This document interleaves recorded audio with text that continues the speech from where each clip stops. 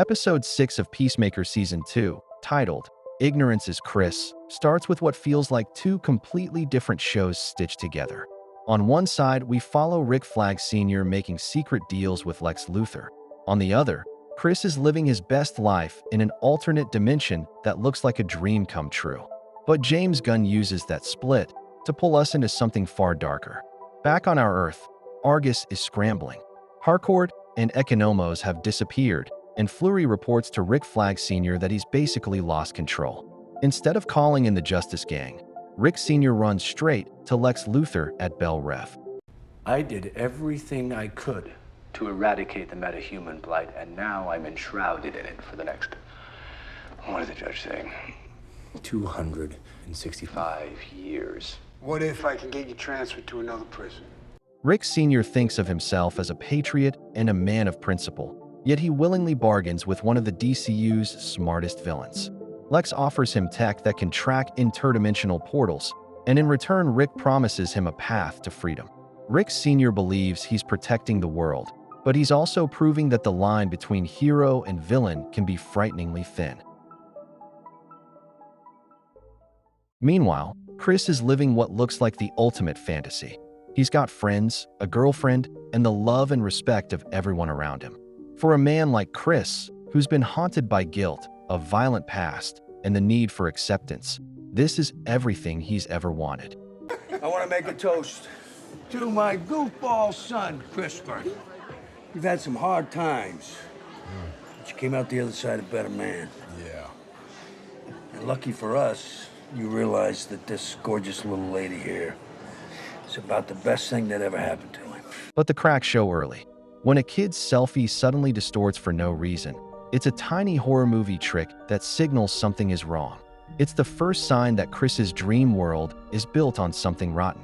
As Harcourt and the team follow Chris through the portal, the truth slowly starts to show itself.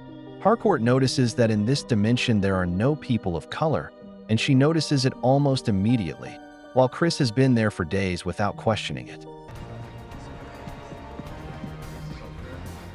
You don't notice anything weird here? No, like what? I haven't seen a single person of color ever since I've been here. No way. That's the heart of the episode's title. Ignorance is Chris. Chris has fallen for a world that gives him praise and love, but it's a world built on white supremacy. By the end, when he finally sees the Nazi swastika on the Argus flag, the horror becomes explicit. This isn't a harmless parallel Earth. This is EarthX, a universe where Nazi Germany won World War II.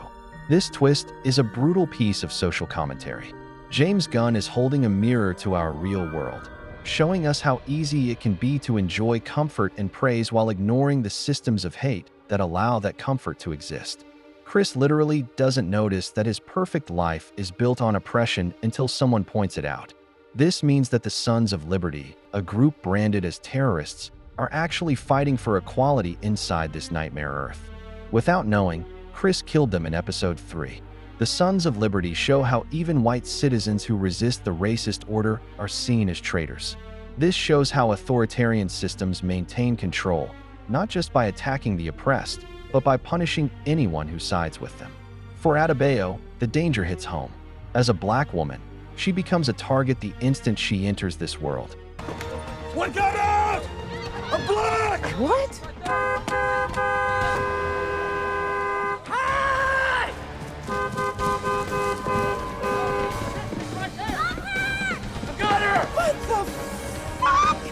The chase through the streets with neighbors shouting and closing in on her turns the episode's message into something you can almost feel. It's one thing to understand that racism exists. It's another to face the fear of it up close. Chris's arc in this episode is about waking up. We've watched him struggle with his father's racism and his own guilt. Here, the alternate universe tempts him with an easy escape, a world where everyone loves him and he doesn't have to wrestle with the pain of his past. But love that is built on hate isn't love at all. Harcourt acts as the moral anchor. She spots the truth before anyone else and forces Chris to see it. Their argument in the interrogation room about his choices cuts to the core of their dynamic. Why are you here? We're all here, Chris, to get you to come back. Me, Ads, Adrian, even Economos. You can't do this, man. This isn't where you belong. Harcourt loves him enough to demand he face reality, not hide from it. Episode 6 may be the most openly political episode of Peacemaker. Gunn mixes comic book fun like with the Lex Luthor deals, with an unflinching look at real-world issues like white supremacy, the danger of looking away, and the moral compromises we make when we think we're the heroes. This episode is a warning.